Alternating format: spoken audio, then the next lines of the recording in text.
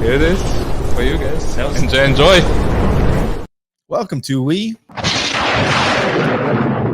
Thunder. They call me Shooter. That guy over there is Thomas Schooley. Ring the bell. School's back in. Break it down. Break it down, Thomas Schooley. That's That's only appropriate for who we saw last night, and we'll talk about that a little bit.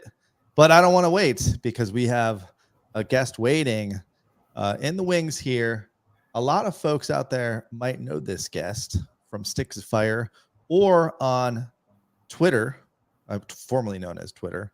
Now the X, she is at Tampa Sports Girl. I don't even know how she got that handle, but that's pretty cool. It's Debbie. We wanted to have Debbie and Joyce come on, but Joyce has got the cruise flu, the cruise bug. There she is. She's watching.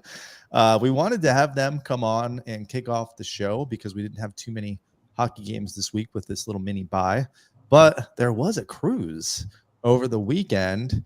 So I was watching a lot of social media from Debbie and Joyce, not getting jealous at all. And she was cruising around with Greg Wolf and some Lightning alumni. So I wanted you to come on and kind of tell us how the first ever Bolts on Board cruise went. Right out of Tampa, right? It did not, and thanks. I appreciate you guys asking me. I know there's so many other fans that you could have asked to come on here to talk about the cruise, but I appreciate that you asked me for it to be on here. So, well, I'll be you're not very opinionated on stuff, so I'm not opinionated in anything. The cruise was great. There was pluses and minuses. I'll have to say the alumni that they selected were fantastic. They were personable. They were outgoing. The fan interaction was great. I don't think I ever saw them deny a fan an autograph or a picture the entire time we were there. They had their own personal times, with their families, because some of them did bring their families as well, and that was great. So that was good. I liked it, and the events that they gave to us were good. Some of them could have they had a little kind of issues, but they were good. The Legends panel was great. Got to hear some really great stories from Phil and from Bobby the Chief. Great stories there. The rest of them gave us great information. We did. They also did the "Are You Smarter Than Bolts Legend?" That was a great game that we did the first night. The Bolts Legend for that was it? They were all there. It was all of them. It was Bobby. It was Bobby the Chief. It was Phil. It was right. Yeah, they all were there. Everybody that was on board was on that. So there was 7 of them against 6 Bolts fans. The Bolts fans actually won too. That was a good thing too. Real quick, in case anybody that didn't know, the ones that were on there was Bradley Gwitch, Andre Wall, you had Anderchuk, Modine. You had Bradley was there, right? Yes, Brian Bradley was there. Phil Esposito, Bobby the Chief Taylor, and I think that was it. 7 of those. Of course, Greg Wolf was the cruise director. Right, he was there. Yeah, we had quite a few. Greg did a great job. We had the watch party on Saturday, which was great. Only drawback was Greg didn't have a microphone, poor guy. So he had to use a megaphone to do all the stuff between when we took commercial break. Never lost speed on the watch party at all. So that was great. Had a really good turnout.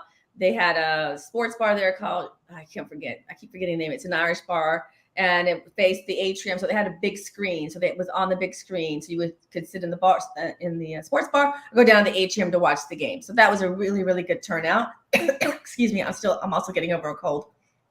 They had, I know it's all cold.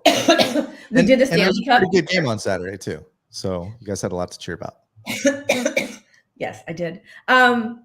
They had the Stanley Cup there. But it was on at Key West, so everybody got off and was able to take pictures with the Stanley Cup. I did put a picture up on Twitter. You could see the boat in the background, so it was really nice. Then they had a little more sort of get together at the local restaurant that was right next to it. I am sorry, guys. Hold on.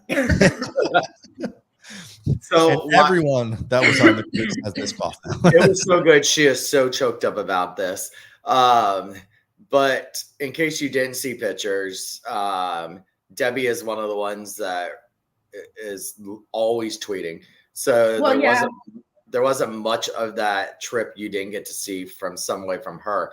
And actually, it looked as from the send-off party. If you go back to the very first day you guys left, you had, from what I saw, it was Dahan, Fleury, Johansson, Yes. and there was Watson, one other. Fleury. Watson was the other one. So it was Johansson, Watson, Fleury, and Dahan was doing a send-off party with you guys.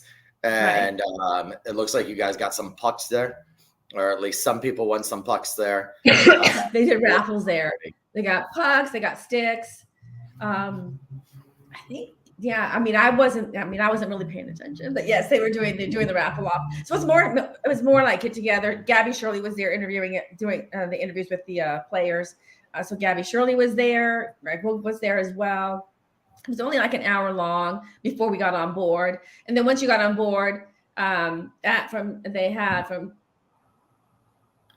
forget, but until 3 o'clock, they had a tiki get together where everybody went on the sports deck and they sort of had to get together. You kind of hang out there until your luggage got delivered to the room, or the room got opened up. They said your room was available. So it was like just kind of sports games. They had different things you could do. That could have been a little bit better. Dave Andrew came up and he welcomed everybody and kind of hung out for a little while. Then he was gone. Then that night they did the Legends panel, which we talked about, and then later on down in Spinnaker Lounge, they did Bolts trivia. They did trivia. We thought it was all Bolts trivia. The first round was Bolts trivia, and then the other 2 rounds were just regular trivia, just that you knew. And we won, of course. Our team won. Both of them? Lightning and regular trivia? Yeah, Lightning trivia for the first round, and then just like general trivia for the next round. It's like a question like, what was the capital of Constantinople before they changed the name? What do you call a group of crows? What's the name for the group? Those sort of questions. Like, how many times? What do Americans do 22 times a day? You'll never guess what it is. Wash your hands. No. Thomas Open School, the fridge. Clean freak. Open the fridge. It's 22 times. So there were 15 questions and our team got 13 of them right. So that was pretty good. So we got a picture with Dave Andrewchuk for that. And Brad Lukowicz came over to congratulate us. It was Brad and so Dave and Brian Bradley did Bolts trivia. And then Brad and Andre did bingo for that night. For trivia, I'm glad we won Bolts trivia the first night because they gave out pucks. So I got Nikita Kucherov signed puck. And they gave out Vassy pucks and Stamkos. The rest of the ones you got, hockey sticks that were signed, or you got bags and stuff like that. But they did give out stuff. They did have on Monday night. I've lost track of time. They did have a panel with a meet and greet with just Phil and Dave. Dave. That cough's got you good.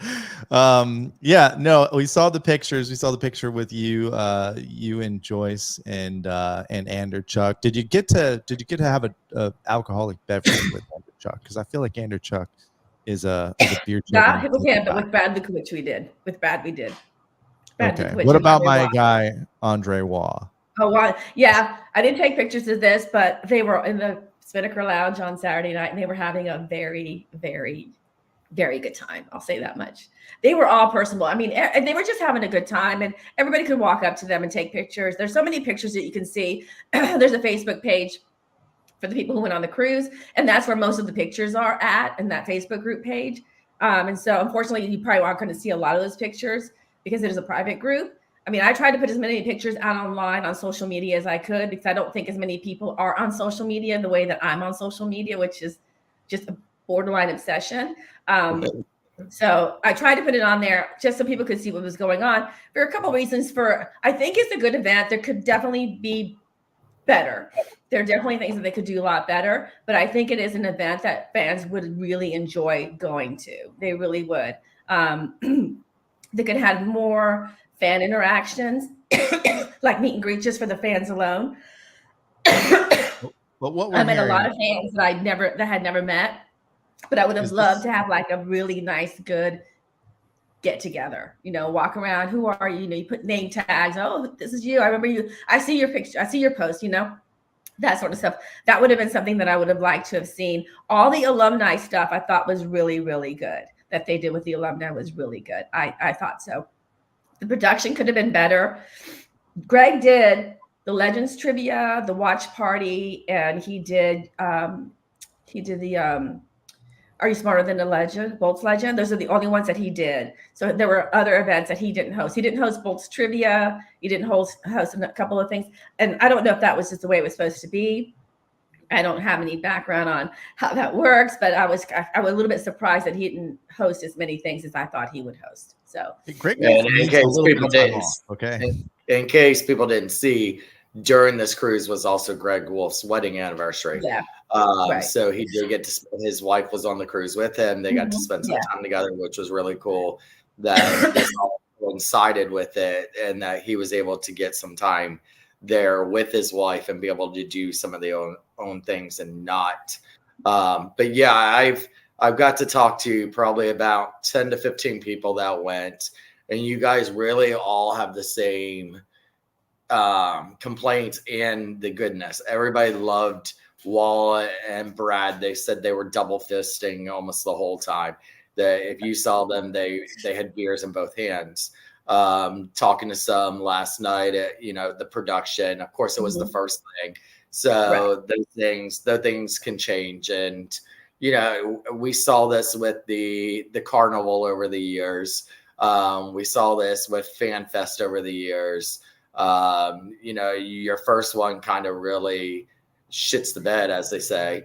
Test the waters. You're just testing the waters. Well, how many fans? I don't know how many fans they were expecting to go, but there were 345 fans on the bus, on the boat. There was 345 fans, and then there was 400 total, which is the alumni with their family, the Lightning, personnel with their family. I'm sure 6-man crew who ran the event with their family. So they made up the bulk of 400. I don't know how many they were expecting. I know that the Buccaneers do a cruise as well, but they capped theirs out at 800 people. So I don't think they expected the entire boat to be filled with Bolts fans. It could have been a little bit more fans, but it's also the middle of the season. It's right after the holidays. People just have Christmas. So they really can't afford to go on unless you're single and don't have any kids like me, right? Then you can. And you were missing the Alex Killorn game, which exactly. Well, when that was scheduled, we didn't know Alex Killorn was leaving because the announcement came out in this early summer. Right. If you got your tickets early, the schedule was not set, which had they done it for next week, you wouldn't have missed a damn thing. But because when they did it and then the schedule came out and then, they were sending email after email to STMs, to non-STMs, trying to get more people to buy it. But the schedule was released, so you knew it was Killorn's return.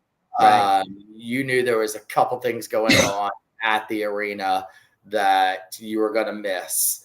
They announced Ladies Lightning which was last night, which was the same way the block party, but and you and Joyce were able to attend that, and there was probably about 8 people that were on the cruise that did attend the Cigar City yesterday, and I think there was about 15 to 20 that did go to LLU that were also on the cruise, but I do know a lot of people that also was like, no, LLU was $100 and something itself, and they'd rather spend money on that than the whatever, because everybody I talked to spent a different amount on the cruise because they kept sending out this package or this free or this discount. Employees paid a different price. The first people, the first 100, they did give out, like the first 100 got a puck for their room. Like we got a Perbix puck, which Joyce has. They had little perks. I would say the swag was not. The swag was not. I mean, the swag. I don't want to diss anybody, but the swag was any swag that you can buy at the store. So if you bought something, you got Bolts on Boards pins, which I felt that you should have just given out those Bolts on Boards pins. We got a koozie. That's what we got. And I was like, and then we got our lanyards, which was great because that's what we got. I got everybody to sign with my lanyard. I mean, you're packing. I can't pack I don't pack a bunch of stuff for signatures. People did, and God bless them. Really, God bless them for doing that. But I was like, I'm not bringing on. So when I had a lanyard, and when they did the autograph session, I had them sign that. The little contention there was that Phil and Dave weren't at the autograph session. You paid $150 for them that night. So you could mingle Oh. mingle with them and be able to talk to them and then get autographed stuff there. But I think they limited also in that session. We were only allowed to bring one thing for them to all autograph. So those were little contentious stuff that you're like, why? You scheduled this autograph session for like 3 hours. Didn't even take that long. So people could have brought as much as they wanted and had them signed it. You weren't allowed to take any photographs while you were in line, which is like, you couldn't take any selfies with them while they were doing the autographs, but you had multiple opportunities on the boat to find them. And people did. You found them at the elevators, you found them at the bar, at the pool, at dinner, you found them. So, but I just thought they were the players themselves were like, whatever. The security of the event staff security from Six Man, they were a little bit more locked down on like, hey, you can't do that. So they kind of watched you a little bit harder than players really cared, I think. I'll say that I was surprised. Frederick Modine has a great personality. I knew that Andre Waugh and I knew that Brad did, but Modine, he has a very great personality as well. He was very, very nice. He was just personable, great. I really enjoyed it. I'm exhausted. I mean, I really enjoyed it. We had one day we were supposed to go on the beach. El Nino had the water, so we couldn't go on the tender. So we had two sailing days, and they did improvise. Okay, we're not going there. Let's figure something to do. So they had a couple of events. The problem is that unless you had the internet package and went on Facebook, you didn't see what happened. You didn't know what was going on spontaneous stuff. So of course, we bought the internet package, so we would see the Facebook. So it's little things like that they could do a little bit better on letting the fans know what's going on. Changes here and changes there. So, but I would do it again. I would absolutely do it again. Okay, that's what I was going to ask you for the first trip. I would absolutely do it better again. than the Titanic, right? Yeah. So I would absolutely do it again. Would you do it again? Because sometimes the first version of everything, usually isn't as good as the next one, right? But you'd go again, right? Yeah, as an event planner for my company, I totally understand things can happen. So I don't get as worked up as maybe other people would. And there's their right to be as worked up. As an event planner, I don't get because I know that mistakes happen and things change and you've got to figure out how to fix it. And so I just sort of like, okay, well, let's, go with the flow. At the end of the day, you can go to the bar and have a drink, you can go to the pool and lay out, you can go, do whatever you want while you're waiting for that sort of stuff. So I spoke with someone and we both discussed about giving grace for the first one, just give them grace. And then, let's figure it out for the next one. Yeah, so, it didn't seem that bad. So I know we're going to have to move on because we're going to have a guest coming up, another guest for another topic here shortly. But just to let everybody know, you can see all those alumni coming up on March 8th and the 9th on the Hall of Fame ceremony weekend. You can get tickets still. The Hall of Fame introduction ceremony is on the 8th. There's tickets still available, so go and get your tickets off of that. The 9th is going to be the Hall of Fame ceremony game where they're going to unveil their nameplates at the game underneath the press box there. So you can go online and get those.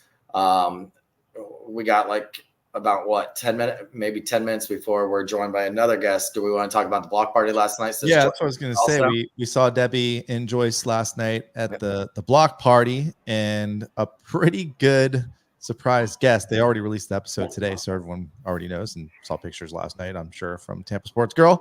Steven Stamkos walked in there, and the crowd went wild. I thought it was a really great episode. Yeah, that this is their 4th, and we found out last night they're committed to 6 of these, so they only have 2 more left. Because JBB was their first, and that was for the ST1 at the beginning of opening day. Then you had Hedman as the second one. Nick Paul was the third one. And now Stamkos was the 4th one. And we got to talk to Greg Wolf afterwards. And Greg Wolf said that they were committed to 6 of these. So there will be another one in February and another one in March. And he says that the names are going to be just as big. They're going to be current players, and it's going to be just as big. We were kind to ask him to try to hint around to see if he could give us any clues. He literally found out this was Stamkos while on the cruise. Mm-hmm. He found out 2 days ago while on the cruise that it was going to be Steven Stamkos. Because when he talked about the cruise, he said it'd be big. It's a player and it's big. So we're like, okay. Yeah. So he did kind of eliminate Braden Point from being one of the next 2 ones. But he did say a couple more names that was very interesting if they were able to get those on. Vasi, he had mentioned. What was some of the other names? What was that? Sergachev. I think Sergachev, Chernak. Hagel's going to get on there. Hagel, we talked about Hagel. So there was a couple good names last night. And the same time this was going on, we had LLU going on over there. I really wish if you were in LLU, if you could talk and say how that was, because we only know how it was over there. I know the feedback I got from LLU. Nick Paul was over there. They got to take pictures with Nick Paul. But then you saw Cirelli and Hagel. But apparently you are not allowed to take pictures with Cirelli and Hagel. They just sat there at the door and you weren't allowed to take pictures with them. And there was a couple of fans that eventually they ended up allowing one selfie because they would not leave the guys alone. But other than that, they were told you could not take selfies with those 2 players. It was only Nick Paul that you really could get a picture with. But Stammer coming out. If you have not seen that episode from last night, that was taped last night. It was great. He's very funny. What was your favorite stories from that? Because there's a couple that I liked. And Joyce and Debbie had a question answered by Stamkos.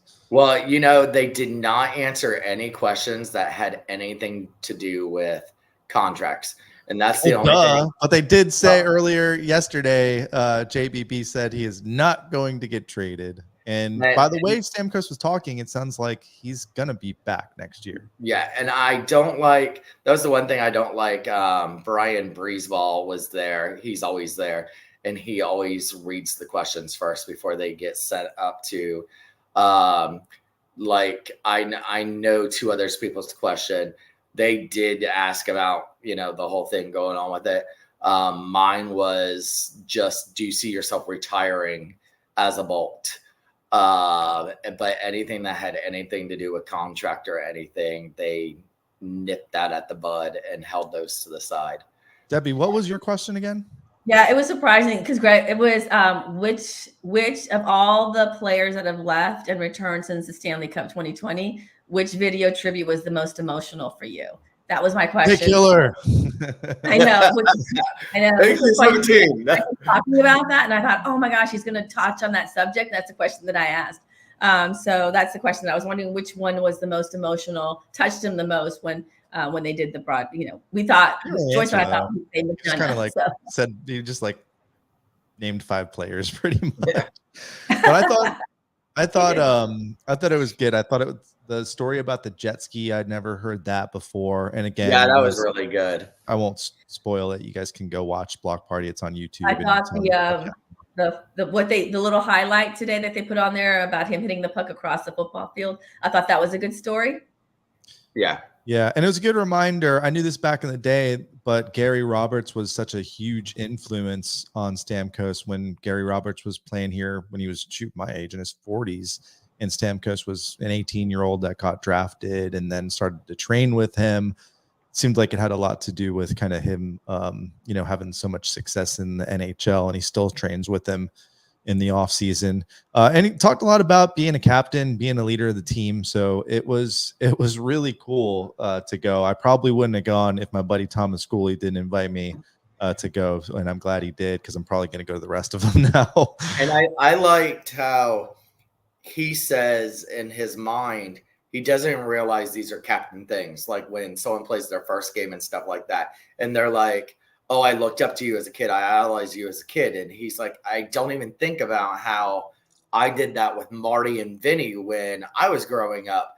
And here I was getting to meet them. And now these guys are like, hey, he's like, I don't even think about it. But I want to say my favorite part was the very end when he was just talking off the cuff and just saying, this is what he does and this is what he talks about. And then Coburn goes, and that's a leader right there. And you saw like a light bulb go off in Stamkos' head, like, oh, yeah, you know what? I guess that does make me a leader, because you could see he was pretty humble last night on some of the things and not even realizing the effects he has on players and stuff like that. And then it just clicked on him when Coburn's like, and that's what makes you a captain. Yeah, really, really good episode. And you can just tell Stamkos is, I mean, wouldn't really want another captain on this team. No. Someday we'll have to have another one. And we've had some great ones on this team, but like, wow, what a player that we're lucky to have. And like I said, sure didn't seem like he's going anywhere, just on, you know, how he was answering questions. So I don't know, maybe they're talking in the background. Okay. Debbie, what we'll let you go, but thanks for jumping on. You and Joyce are always welcome to come on here and talk Bolt hockey with us. And I put your link out there. I'm sure you got way more followers than us, Tampa Sports Girl on Twitter. I don't know about that, but okay. Again, thank you for asking me. I know you could have asked anybody else on the cruise, and I appreciate you asking me to join you guys. Thanks. All right. Well, we'll see you tomorrow night at Emily, hopefully. All right. Take care.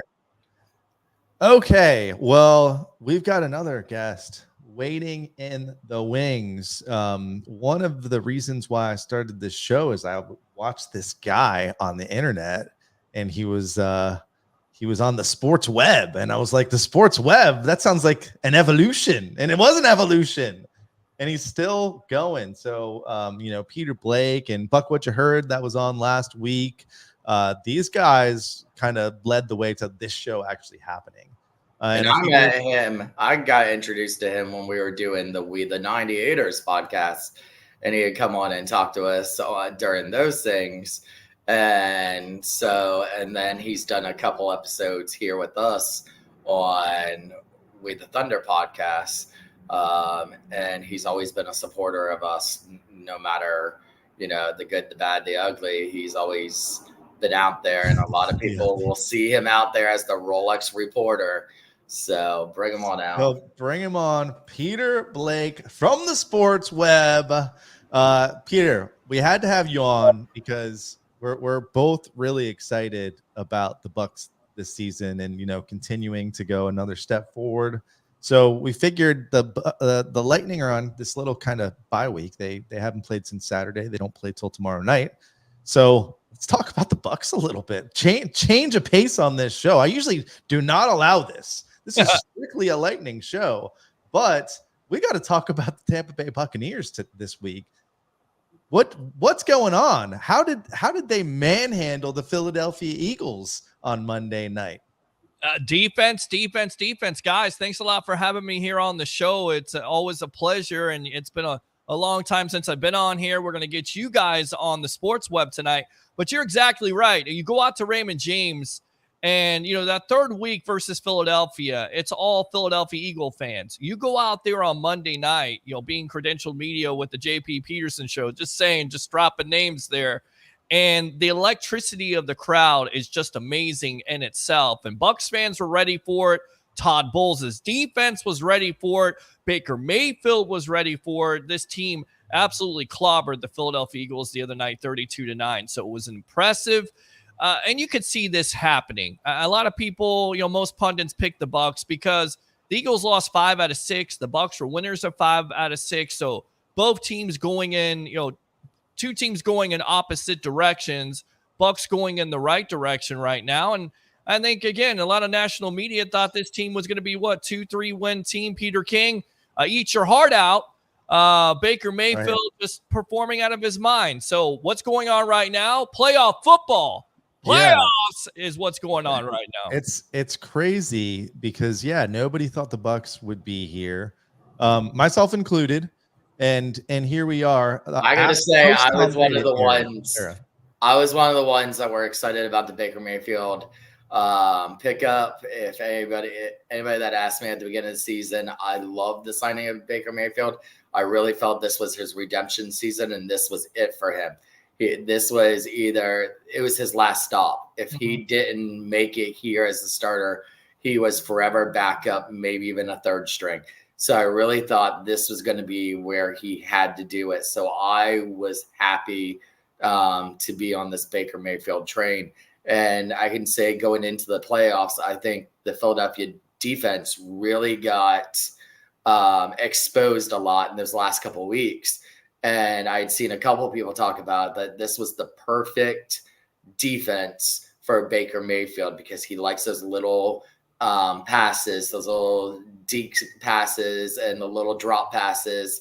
And those are what Philadelphia always had was the holes because they would play either too far back or too far up. So you had that whole middle section there empty, and Baker Mayfield will eat you up all day long if that's what you're going to give him. And we saw that in horrible tackling.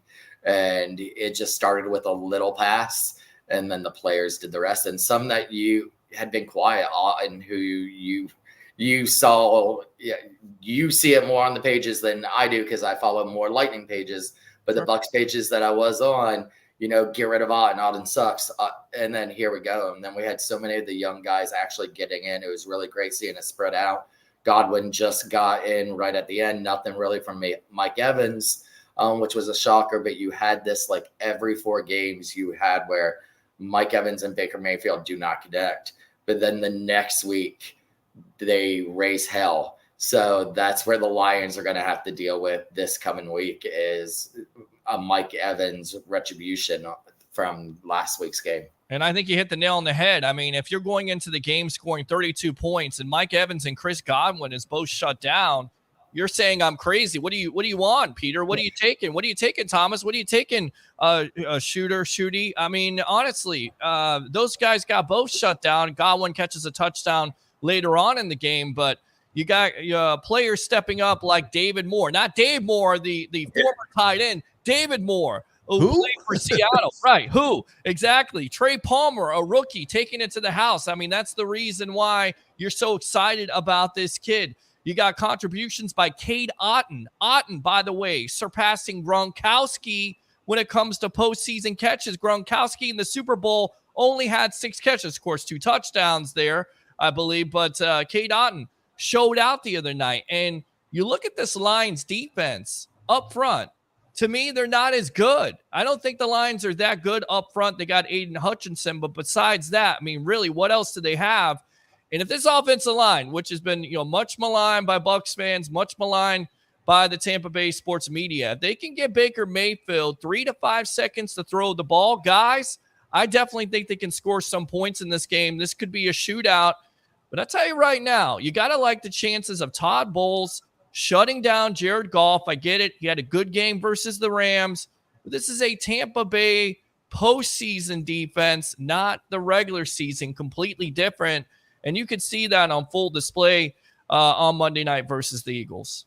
I have this theory about the Bucs this season where we went into the season and I thought that our offensive line and defensive line were kind of the weak spots on the team. Mm-hmm. And if you look at the team now, it's kind of the strong part of the team. Do you kind of feel the same way? Like it's been amazing what Light has done to build up that offensive and defensive line. And these guys on the defensive line that are making plays are rookies, which you don't usually see guys come in their first year and make an impact like Yaya and Kancey have made. Do you kind of feel the same way about how they've kind of flipped the script on the weakness is now turned into the strength? Absolutely, because when you get rid of the human turnstile and Donovan Smith and you put the best left tackle in the league, not Trent Williams, Tristan Wirfs, your offensive line improves. Luke Gedeke, his natural position in college was right tackle. You're playing him at left guard. That's the reason why he looked like a fish out of water.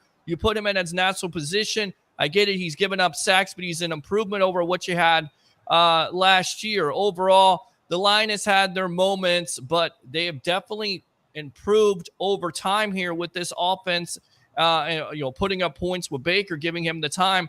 And then you go back to the most exciting thing about this defense, because we're all defensive guys here growing up with the Tampa Bay Buccaneers. You talk about Sapp and Brooks. You talk about Booger and Sapp, Brad Culpepper and Sapp. Well, now you got Ahana. You've got Simeon Rice. Yeah. I mean, there's been plenty of players. Hardy Nickerson, the list, Rondé Barber, John Lynch. And now you have this collection of young talent when it comes to defensive players that have improved this rotation.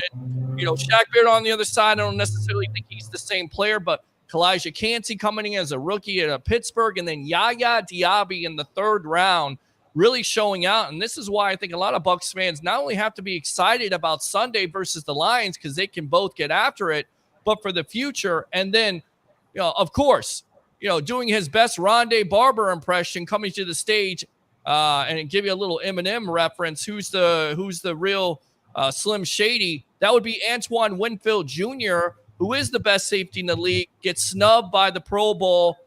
Maybe he does something like Rondé Barber on Sunday and has a couple interceptions, but he's been exceptional. So you got to be excited about not only the present on this defense, but of course the future of it. And going in, you saw week 5, week 6, week 7. The headlines was, is this the week Bowles gets fired? Yeah. Is this the week Bowles gets fired? I mean, you could see it on almost every sports writer's page, every group. This is it for Bowles. Then you start seeing at the end of the season, you start seeing maybe Bowles might get the extension.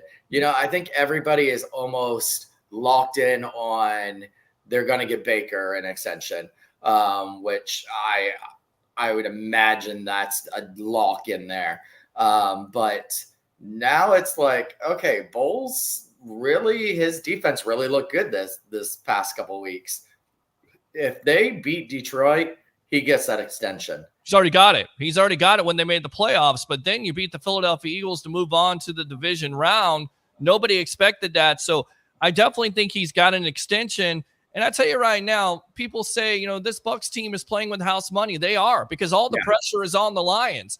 And that's my point of emphasis. I don't necessarily know if the Lions can get up after having that emotional effort to beat your former quarterback in Matt Stafford and the LA Rams. Can you get up for this game?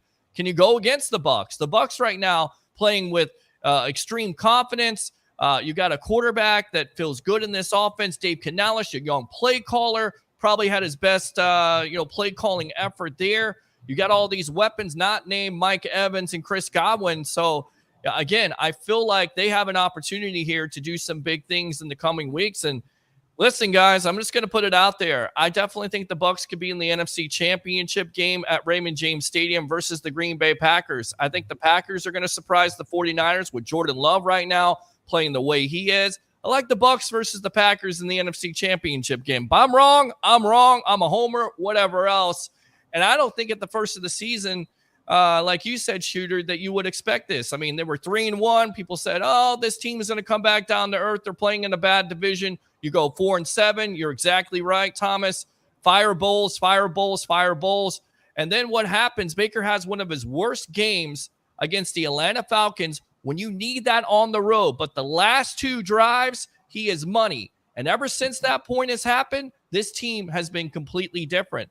They've had their backs against the wall. They've been left for dead.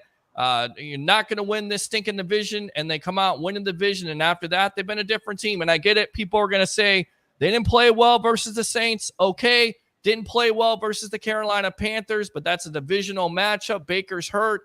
You absolutely clobbered the Philadelphia Eagles. And once again, I think Todd Bowles, when he has his back against the wall, his team plays for him. And it certainly seems like he's bringing out different wrinkles when it comes to his defensive unit. They sent Jason Kelce into retirement. There you go. I mean, and listen, this defense, remember, not too long ago in Super Bowl 55, Levante David, you put him one-on-one with Mr. Swift himself, Mr. Swifty, Travis Kelce, and he was not a factor in the game. He was not a factor. This defense has retired Kelce this year, Drew Brees another.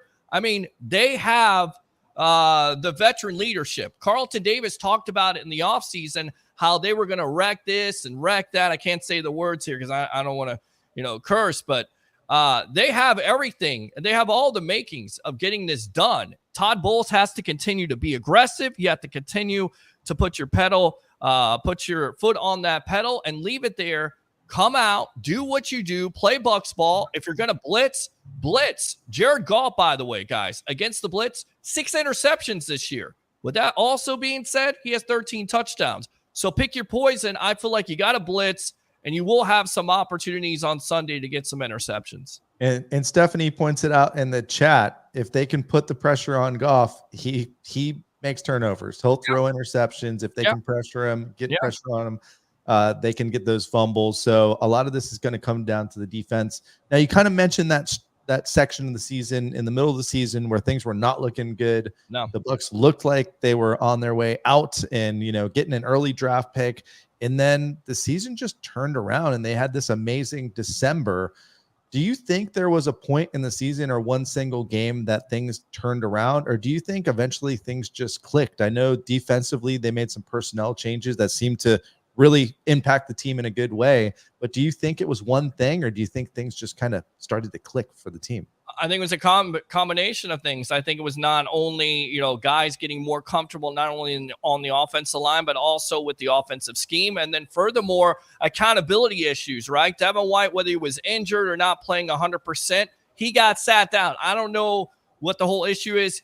KJ Britt, not Kenny Britt, the wide receiver. KJ Britt, the linebacker, played a lot better than White at that point. It was an accountability issue, in my opinion. And even Warren Sapp talked about this on another podcast with Beckles and Brooks. He thought that was the reason why this defense turned around. And then furthermore, you have JTS, who, listen, may be a good rotational player, but as a starter, Yaya Diaby, giving him more of the reps, I think that's what turned it around. And then again, it's the combination of Baker playing better, not turning over the ball, your defense not giving up big plays and causing turnovers, and being the defense that we expected them to be at the beginning of the season. Yeah, it's wild. I mean, we've got the star players, right? We got Winfield, we got Evans, we got Godwin, and last week it wasn't those guys. Yeah. It was all these young players that were stepping up and coming out of nowhere. So, and I'm going to bring these two shows together because anybody that watches us for the We the Thunder and the Lightning show is Baker Mayfield was at the Lightning game on December 3rd, and that's when the season turned around. So Baker saw the fans that come out and support a winning team and said, let's get baked. And look at where we're at now. So only lost one game since. Yeah. Yeah. So I want to blame it. I want to say it was the Bolts fans that did that.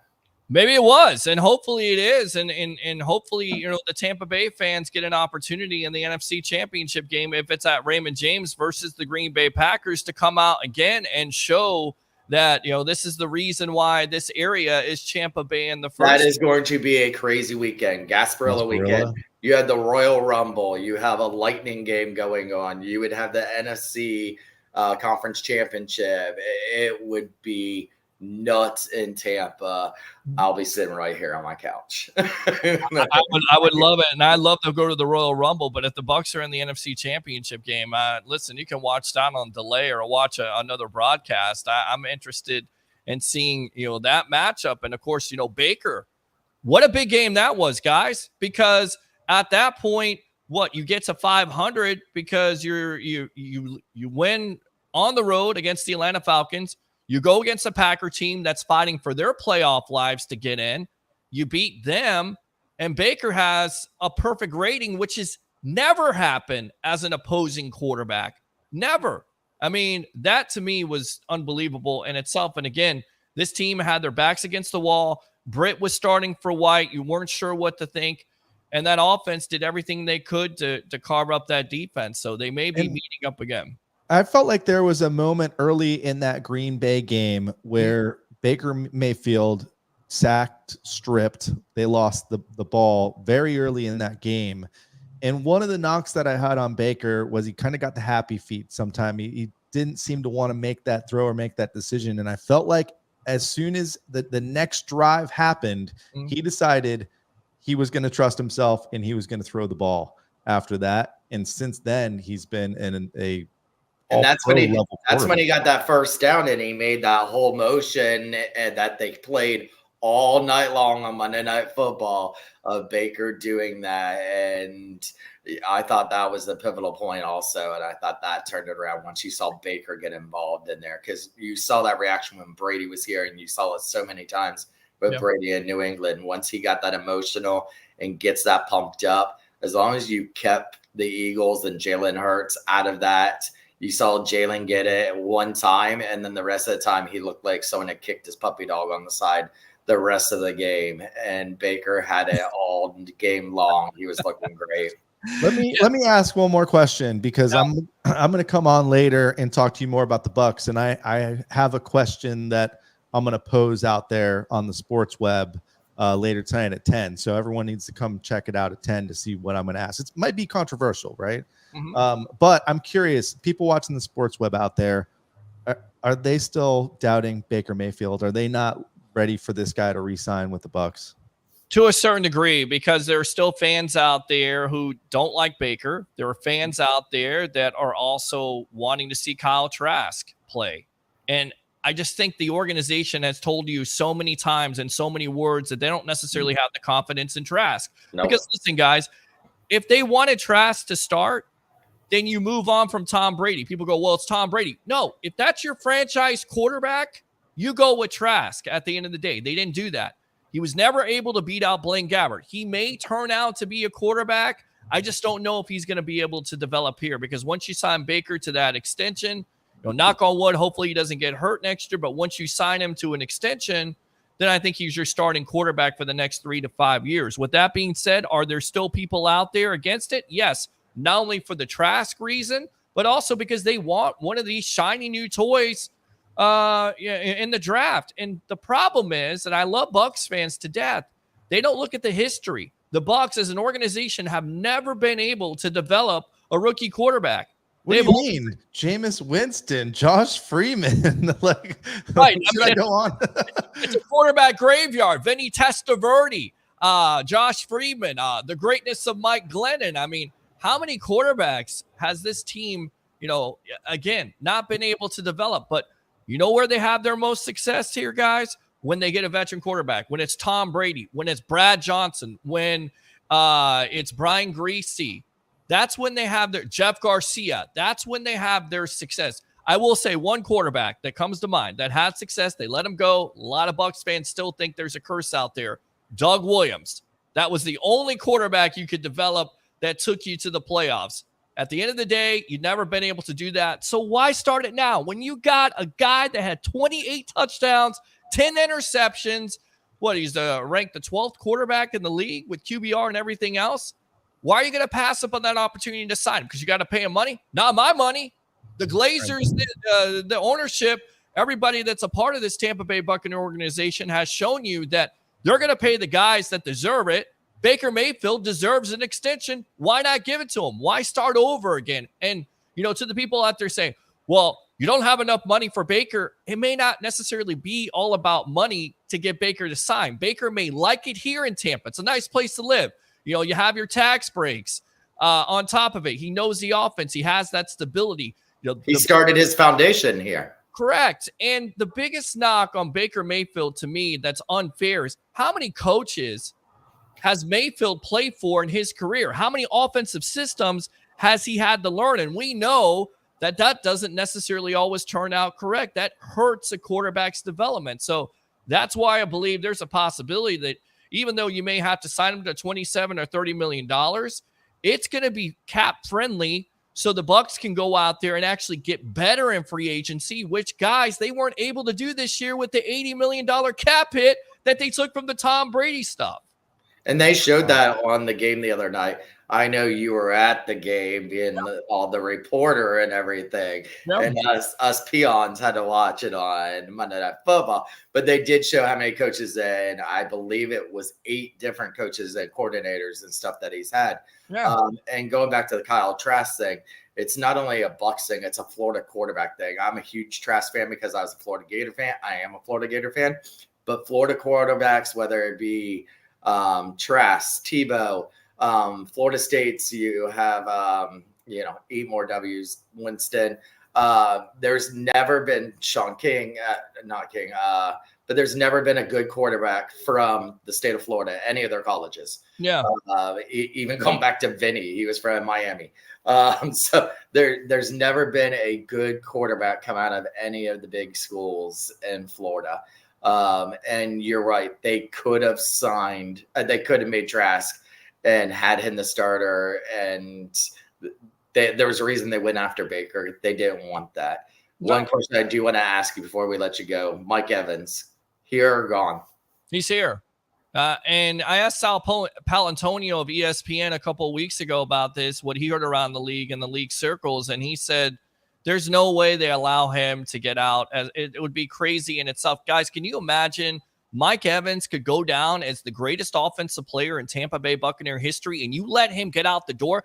Imagine Evans. This is a nightmare scenario. If he goes to Kansas City with the Chiefs and Patrick Mahomes, they win a couple Super Bowls. Mike Evans is still playing at a high level. 10 consecutive 1,000-yard receiving seasons. No way you allow him to get out of here. A lot of people said the same thing last year with Levante David. Of course, Jason Light in the Wizardry there at One Buck Place re-signed him too, and I think they're going to re-sign him again because he definitely turned out to be still your best linebacker on this team. I definitely think you re-sign a Mike Evans. I think you got to, because your offense is different without him. And there's some players that should never not be in a Bucs uniform for the rest of their life. You know, Derek Brooks, Rondé Barber, Levante David, Mike Evans goes down as that too also. And we're dealing with that with the Bolts right now with Stamkos and Mike Evans. It's almost identical to what's going on. It is. And anybody saying, well, the Bolts are going to trade Steven Stamkos, or Stammer wants to leave. Stammer could have left a long time ago. If he wanted to leave, he would have went for more money. He's not all about just the money. He's about, once again, the stability and the organization. And I love the Lightning organization. I love the fact that, you know, they say, we're going to sign our own players. We're going to go out there and go for it. I wish the Rays would do that, but they won't do that. They won't sign their fan favorites. And that's the reason why Rays fans, struggle, because you have so many fan favorites that go out the door. You don't have that problem with the Lightning, and you usually don't have that problem with the Bucs. There have been cases, Warren Sapp being a Raider, that was crazy. John Lynch being a Bronco. And I think the Glazers have kind of learned from that. You don't want that to happen. And Evans, I could see, maybe he is not necessarily playing at the highest level. He's still playing at a high level along with Steven Stamkos. And he will be in the Hall of Fame. Yeah, that's one thing that is important to these players. And we heard from Stamkos last night at Cigar City, and that's one of the things he said he was most proud of, is being able to do it all here and build kind of what's been built here and win championships here. And Mike Evans has done the same thing. So, but hey, hopefully he's back and we never see him in another jersey. And I think the Glazers will do the right thing. But I mean, again, people talking about where's the money coming from. I mean, they can move some money around. They can redo some contracts. And once again, to the fans out there, their cap situation is going to be much better off than it was last year, the last couple years. And then furthermore, that cap goes up every year. So you sign who you want to keep. If you want to keep that player, they will figure out how to keep Mike Evans and everybody else a part of that core, just like the Lightning do with Steven Stamkos and Kucherov and Point and Vasilevsky. I love both of these organizations. I try to love the Rays. The owner is killing me. It's killing me. All right, I'm done with the Rays. I'm done. All right, well, I have one concern about Baker Mayfield. So if you guys want to hear that, check out the Sports Web about 10 o'clock. I'm going to jump on there, and I'll share that one concern that I have with Baker Mayfield. It's a major one. So we're going to talk about it later. Okay. Peter, thanks for coming on. I know the Bucs season's going to be over here soon. Hopefully not for, 3-4 more weeks, right? Yep. So hopefully we'll see a little bit more Sports Web hockey going on there. So let me know. I'm going to come on tonight, but let me know when we can come back on to get things going. Because I always tell people around town, this is still a Bucs town. This is a football town. We don't really even get going on this podcast till after the new year, because all you Bucs fans are entrenched, and I'm there with you in what's going on with the Bucs. And hey, we've had it pretty good the last 4 or 5 years here. So you really have. And you guys are all gentlemen. You're always welcome on the Evolution of Sports Talk Television, Monday and Wednesday nights, 9 o'clock. 3 things. You know them. You love them. You got to have them. Bring your passion. Bring your excitement. Just don't bring any nonsense. I'm your host, Peter Blake, your Rolex reporter. What time is it? It's my time. And for fans of the Sports Web and the Tampa Bay sports fan, it's your time. Guys, we'll see you at 10 o'clock on the Evolution of Sports Talk Television. All right, man. Thanks again. We'll give you a lightning strike on the way out. There he goes. Peter Blake, the Sports Web. It's fun to watch. I'll tell you what, dude. I do go on after Bucs games, like that is the post game that I watch. I didn't watch it the other night. I watched it Tuesday morning because I was just too tired on Monday night. But nobody shows up on my TikTok more than Peter Blake. Peter Blake is everywhere on my TikTok, and he works with JP now. Oh, I should have told him that. JP's got to check his messages because I was asking him about joining us next week to talk about some hockey. Stephanie, the Sports Web, you watch it live. It's just like this show here. Yeah, I'll put the link back in. I got the YouTube link here, so I'll put it in the chat. Stephanie, you would love it, so definitely check out the Sports Web. Let's get out of here, but we didn't even really talk about some of the games. Okay, this week. let's talk about the Killorn trivia real quick. We were both at the game. What you think about it?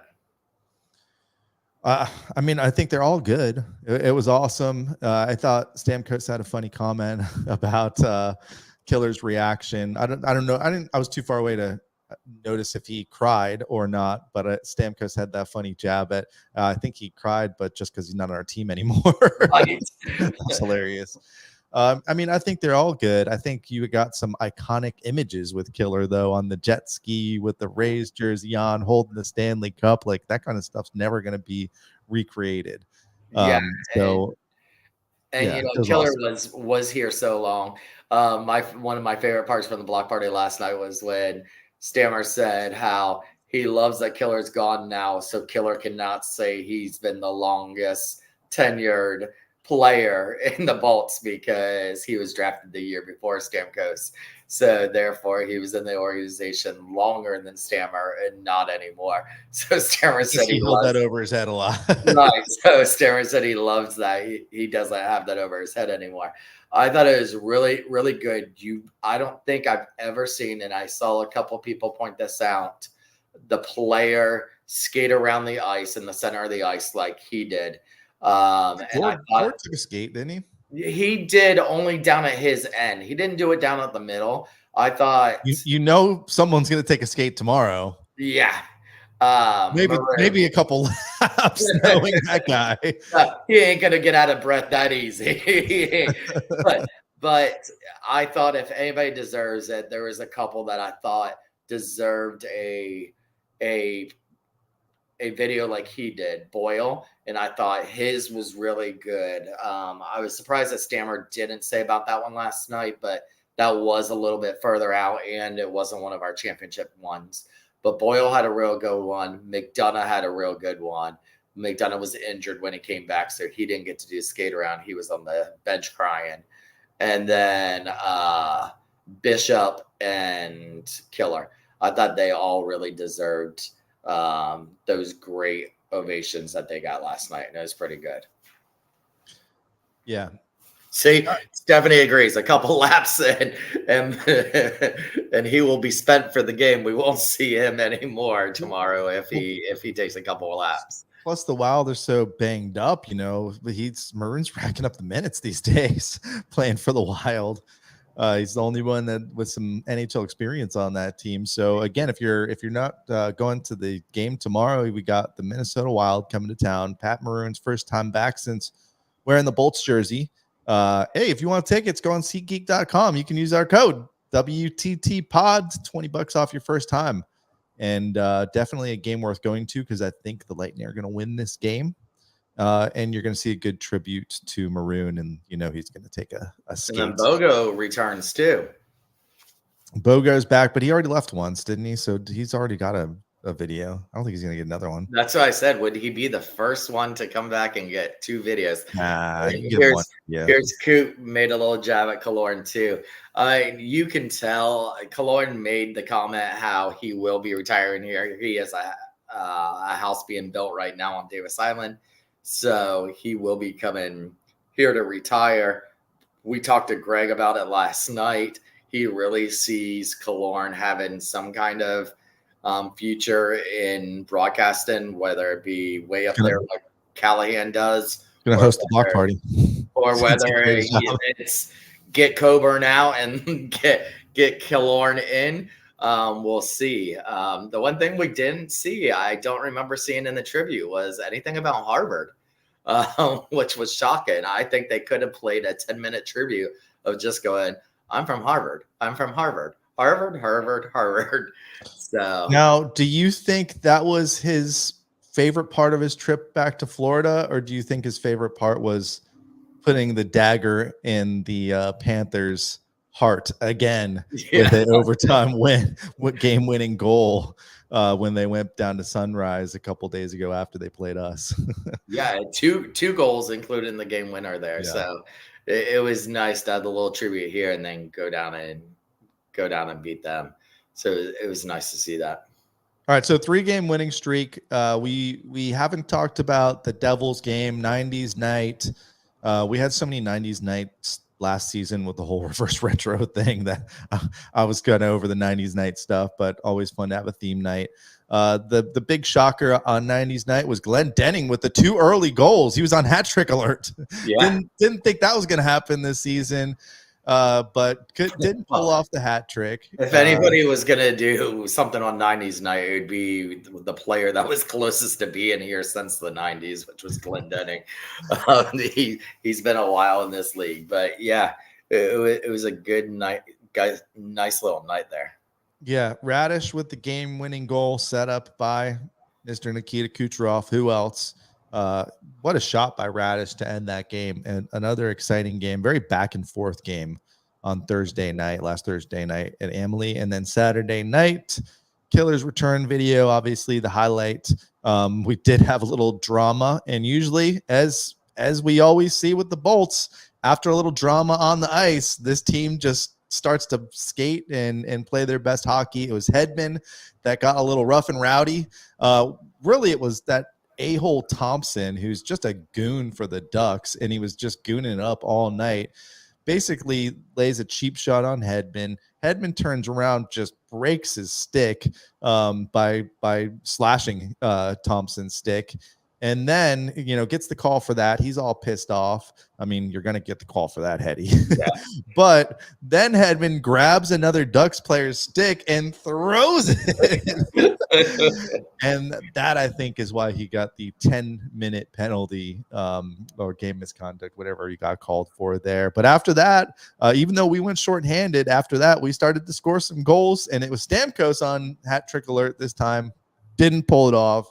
Once again, this team cannot score a hat trick at home. I don't think it's happened all season, has it? No. We've had a couple on the road. Yeah. I would like to see a hat trick tomorrow. Is that too much to ask? We've had 2 players with 2 goals in the last 2 games. Let's make it happen. I would like to see maybe a Braden Point hat trick. He's due. Now, he already had one this season, actually. Yes. How could we forget in the hit of the year? Lilleberg. The rookie with the hit of the year. We have to pull that up. I got to show it, right? I got to say, about it. I've been really impressed with him. I think out of the young guys that we've been kind of bringing up, shuffling in the lineup, if anyone's going to stick, it's going to be him. But look at this hit. I love this angle of it too. Slow motion. That's a clean hit. That's shoulder to shoulder. That's why they say skate with your head up, because he is not looking. And that hurt. Face that is first onto the ice.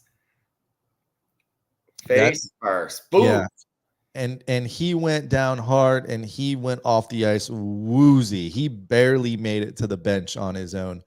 But that was definitely the play of the night on Saturday night. He helicoptered right around there. And you're right. He barely made it. Actually, he starts skating off, and he goes down to one knee, and then is able to get back up and finish off to the bench. But yeah, I mean, that was crazy. Great hit. We haven't seen too many of big Bolts hits. What do you think about this? You see, I got the merch on. I know you're a hater, but I got my merch. I think Stephanie, her and her bestie Nicole, I think went and got them this morning. The special edition jerseys are out. My only complaint is, I get why you don't like it. Sure, they took a skull and cross swords, not bones, and stuck a Lightning logo on it. And no fight strap. What are you going to get in a fight? Yeah. Listen, if you're wearing Pirates, you better be getting a fight. They plainly state that this is just a a fan jersey. I mean, you're going to see the China knockoffs that are going to be just about the same for $40. Well, these are almost the same as the ones that they did last year. They did the white jersey with a very similar logo, except they had a little bit more of the gold trim last But year. you couldn't buy them.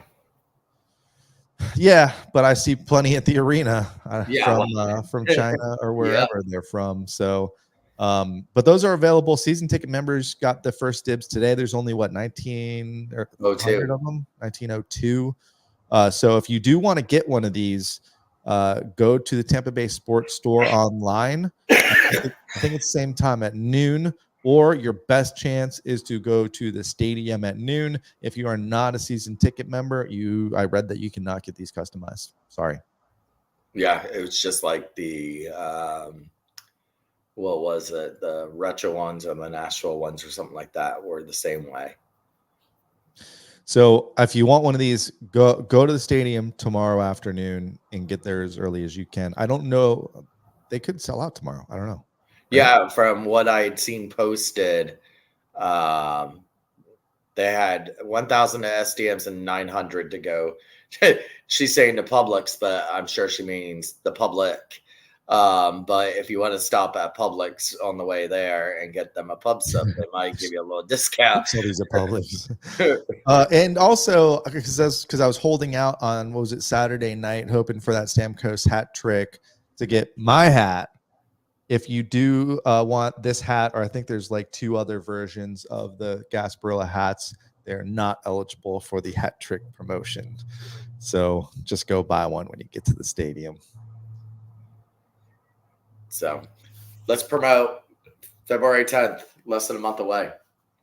Oh, yeah, February 10th. We've got a watch party, Cigar City. Somebody was asking me last night. We were at Cigar City for the filming of Block Party. The one at the stadium, not where our watch party is, which is off of Dale Mabry and Spruce Street behind the Home Depot. Someone was asking me where I got this awesome shirt, and it is from our fine friends at Cigar City. And guess what? We gave away one of these at the last watch party, along with a bunch of other stuff. So I've got the link here. I'll put it in the chat, or if you're listening on the podcast, I'll put it on the podcast as well. February 10th, we play the Blue Jackets. Got a good chance of winning that game. Hopefully we will see everyone there. We're going to be talking about it a lot in the next couple weeks until it happens. And please go on that Facebook event, because that is kind of how we're gauging how many people are going to show up. And as you know, the first beer is on us, thanks to Cigar City. And that is kind of how we're monitoring how many Cigar City drink tickets we get. So if you plan on coming, put it in there, or you might not get yourself a free drink. So make sure you RSVP if you can come. And if you don't think you're going to make it, don't RSVP. By the way, that is the same night as the Gasparilla Night Parade, but who wants to do that? Come hang out with us at Cigar City. And we'll obviously have a bunch of giveaways and stuff at intermissions. I'll try to get another count on what kind of stuff we have, but I'm sure it's going to be probably same type of stuff, sign sticks and a bunch of free swag too that you don't have to win. So come hang out with us. Watch the Bolts beat the Blue Jackets on Saturday night at Cigar City, February 10th. I think we covered everything. A lot to cover today. It was cool to change it up, talk about the Bucs. Awesome to talk to Debbie about that Bolts cruise. I definitely want to go on the one next year. Killer in town. This is like the month of the players coming back. Maroon tomorrow night, and Pirates everywhere in Tampa Bay. It's January. It's Gasparilla. Yeah, it's gonna be a fun next couple months. I mean, really excited for all of Tampa Bay. You got the Bucs in the playoffs. You got the Lightning doing lightning things now. You got the Royal Rumble coming to town. You got Gasparilla coming. You have the possibility of the NFC Championship game being here in our city. I mean, it's just a fun time to be living in Tampa right now. We have great weather outside for this next 2 weeks. Get out and enjoy it, and get to a Lightning game tomorrow. Then they hit the road, and then February 10th, come see us down at Cigar City. We got a lot of good feedback. We know there's a lot of new people that haven't been there that he's met, Shooter's met, I've got to meet. We've met together. that are coming to the party that didn't even know about it. So it's going to be exciting. So if you didn't get to the first one, we did give away 15 autograph mini sticks. We're also going to have more. I'll tell you what, the swag that was given away that day, we had tickets, we had coolers, we had autograph sticks, we had rally towels. Can I throw one in there? Because I picked up one the other night that we will give away February 10th. There you go. Gasparilla puck. Double-sided puck. Save this for February 10th. So you come out. There's tons of giveaways. There doesn't cost you anything. We give you your first drink. Cigar City's nice enough to give us some little snack foods. They give us chicken wings. They give us hummus. They give us pretzel bites. They gave us flatbread pizzas. And then from what everybody else ordered, everybody had a good time. Yep. We'll be talking about it a lot in the next couple of weeks. Yeah. All right. Well, let's get out of here. If you want to come check me out on the sports web, the link's in the chat. That's tonight, 10 o'clock, in about an hour and 45 minutes. Get to talk a little bit more about the Bucs.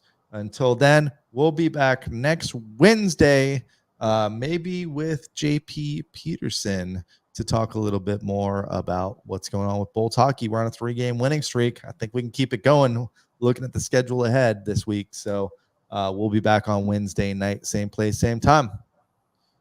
Until then, this has been We the Thunder. Don't forget to be the Thunder. That's it?